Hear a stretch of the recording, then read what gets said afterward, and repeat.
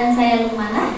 Nah, di sini kami akan menjelaskan dua materi. Yang pertama yaitu tentang landasan teoritis literasi anak usia dini, dan yang kedua tentang metode menulis permulaan untuk anak usia dini.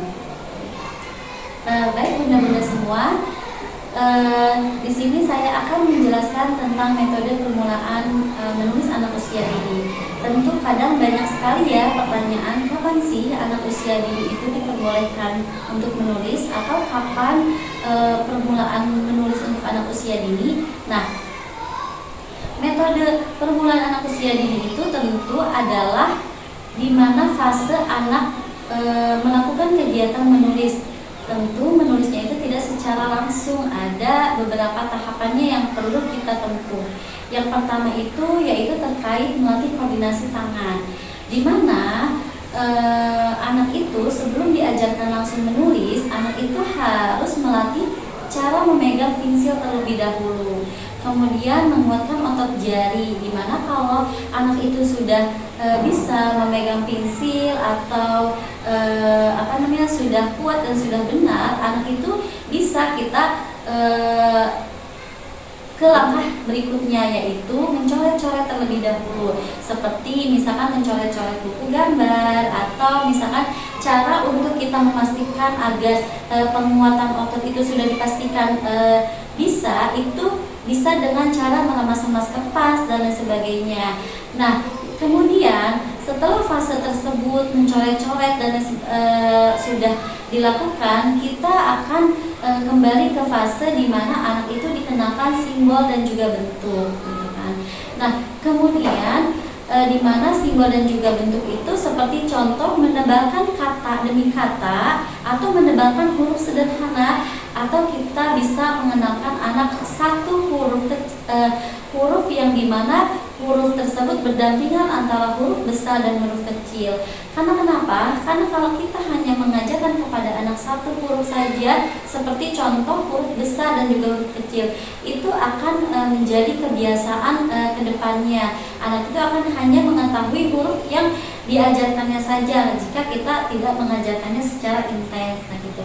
Dan kemudian kita juga harus melatih konsentrasi dan juga kesabaran anak, di mana kadang anak itu hanya mencoret-coret saja, karena kan di usia dini itu anak itu mudah bosan sekali ya bunda, ketika dan juga moodnya itu tidak selamanya labil, tidak selamanya sesuai dengan yang kita inginkan, gitu kan.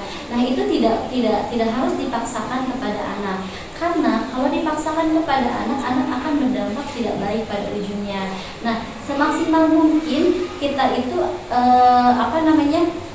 membuat di fase menulis permulaan ini, kita tuh membuatnya dengan cara menyenangkan, seperti kita kita ajarkan melewati media kayak gitu, yang media yang sudah disediakan oleh guru dan juga oleh orang tua, agar anak itu ada keinginan untuk semangat menulis, seperti itu. Nah, menurut kakak, kapan waktu terbaik anak untuk belajar menulis?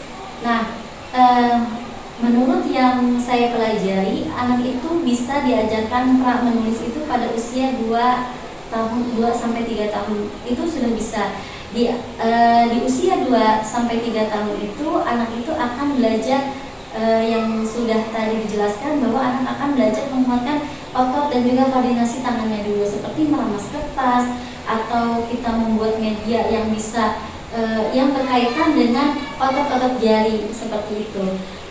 Dan juga di usia ada tahapannya tentu ya kak. Di usia 2 sampai 3 tahun itu, kemudian di usia 3 sampai 4 tahun itu anak harus diajarkan harus mengenal simbol, seperti boleh itu baik simbol segitiga, karena menulis itu bukan berarti kita menulis angka dan huruf saja.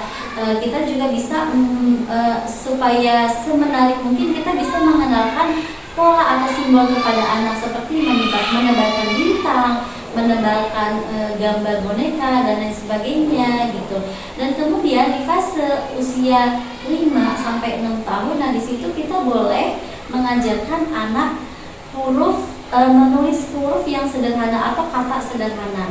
Nah, di fase-fase tersebut juga itu bagaimana sesuai dengan keinginan anak gitu, sesuai dengan tingkat keinginan anak. Karena anak itu kan perlu perlu support gitu kan, agar supaya dalam menulis itu menyenangkan bagi anak. Kita rangsang dibuat supaya hal tersebut menyenangkan sehingga anak itu berkemampuan menulis seperti itu. Oke, untuk selanjutnya apa tantangan yang paling unik ketika kakak menghadapi anak belajar menulis? Tantangan yang paling unik itu yang pertama itu tingkat konsentrasi anak. Anak itu tentu mudah bosan sekali. Nah, ayah bunda tidak boleh ketika anak itu, kok kamu nggak bisa aja di menulis ini. Nah, biasanya kita kesal. Biasanya orang tua itu membandingkan anaknya dengan anak orang lain. Si itu sudah bisa baca. Nah, itu tidak boleh, tidak baik kepada anak. Berarti di mana orang tua tersebut sudah memvonis bahwa anaknya itu tidak bisa baca, dan itu akan terekam oleh pikirannya dan akan merasuk ke hati gitu kan. Jadi oh, saya ini tidak bisa baca. Nah, itu tidak baik ya bunda. Dan tentu yang pertama itu dari tingkat konsentrasinya, di mana kita juga harus bisa membuat kegiatan tersebut secara menyenangkan agar konsentrasi anak itu tetap konsisten seperti itu. Jadi bagaimana cara untuk kita mengetahui terkait kelabilan anak ya, konsentrasi kelabilan anak itu orang tua dan guru yang lebih paham terkait anak tersebut, dan kita harus membuat berbagai tips atau cara agar belajar permulaan menulis ini yang menyenangkan seperti itu. Terima kasih Kak. Sama-sama. Oke, baik, untuk sekarang yaitu tentang materi yang kedua, tentang landasan teoritis literasi anak usia dini. Nah, di sini teori perkembangan bahasa itu dibagi menjadi 3 menurut para ahli. Nah, salah satunya di sini ada menurut Jean Piaget, Lev Vygotsky, dan juga Jerome Bruner. Nah, kalau misalkan teori perkembangan bahasa menurut Jean Piaget yaitu berfokus pada bagaimana anak-anak itu membangun pemahaman dan juga penggunaan bahasa. Nah, sebagai bagian dari perkembangan kognitif anak usia dini. Nah, Piaget juga memandang bahasa itu sebagai hasil dari perkembangan kognitif anak usia dini tersebut. Oke, yang kedua di sini ada teori menurut Lev Vygotsky. Nah, kalau teori ini kebalikannya dengan teori Jean Piaget. Kenapa? Karena Vygotsky ini berpendapat bahwa interaksi sosial itu tuh mesin penggerak utama gitu tuh dalam perkembangan bahasa dan kognitif anak usia dini. Nah, jadi bukan hanya alat ekspresi, tetapi juga alat untuk berpikir itu sendiri untuk perkembangan bahasa untuk anak usia dini. Nah, selanjutnya di sini ada menurut teori Jerome Bruner. Nah, kalau Bruner ini percaya, kenapa? Bahwa anak-anak secara aktif dapat membangun pengetahuan dan juga pemahaman mereka tentang dunia melalui interaksi dengan lingkungannya, dengan lingkungan sekitar. Nah, ini juga menekankan betapa pentingnya bahasa dan juga sistem representasi dalam proses belajar anak. Oke, selanjutnya di sini ada pemerolehan bahasa pertama dan juga peran interaksi sosial.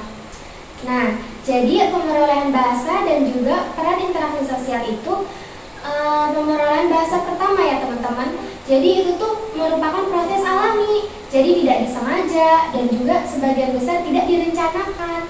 Nah, di mana seseorang anak itu dapat menguasai bahasa yang digunakan dalam kehidupan sehari-hari. Nah, yang biasanya juga disebut dengan bahasa ibu. Nah, jadi proses ini melibatkan antara anak dengan ibu yang saling komunikasi satu sama lain. Nah, terus juga bahasa juga melibatkan interaksi kompleks. Nah, antara faktor biologis ataupun faktor bawaan dan juga faktor lingkungan, interaksi sosial. Baik Kak, mengenai tadi yang Kakak jelaskan terkait dengan teori literasi ya, bagaimana sih cara meningkatkan minat literasi kepada anak usia dini? Oke, jadi cara untuk meningkatkan minat literasi kepada anak usia dini itu salah satunya yaitu dengan cara membacakan buku cerita kepada anak.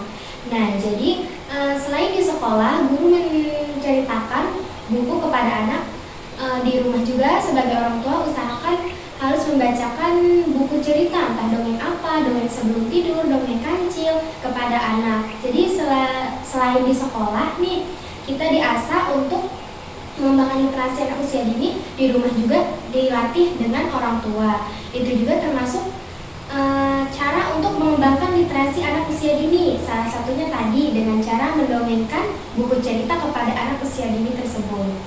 Nah, berarti tidak hanya di sekolah saja ya Bun ya menerapkan untuk literasi. Iya betul, di rumah juga tentu bunda-bunda harus menyiapkan nih, jangan karena waktu dengan di sekolah dan di rumah itu perbandingannya jauh ya. Kalau di sekolah hanya paling banyak tuh sekitar 3 jam, tetapi selebihnya itu dengan bunda-bunda di rumah. Jadi jangan lupa bunda-bunda juga harus sering-sering dan banyak-banyak mengoleksi buku agar anak itu senang dengan dunia literasi seperti itu.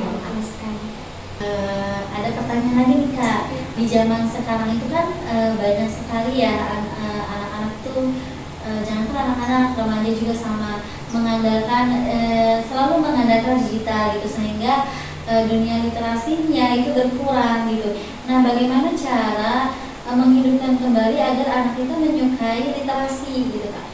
Oke, tentunya kita melakukan pendekatan dulu ya kepada anak tersebut, dan juga kita juga sebagai orang tua ataupun guru di sekolah harus mengatur waktu anak tersebut main HP gitu tuh.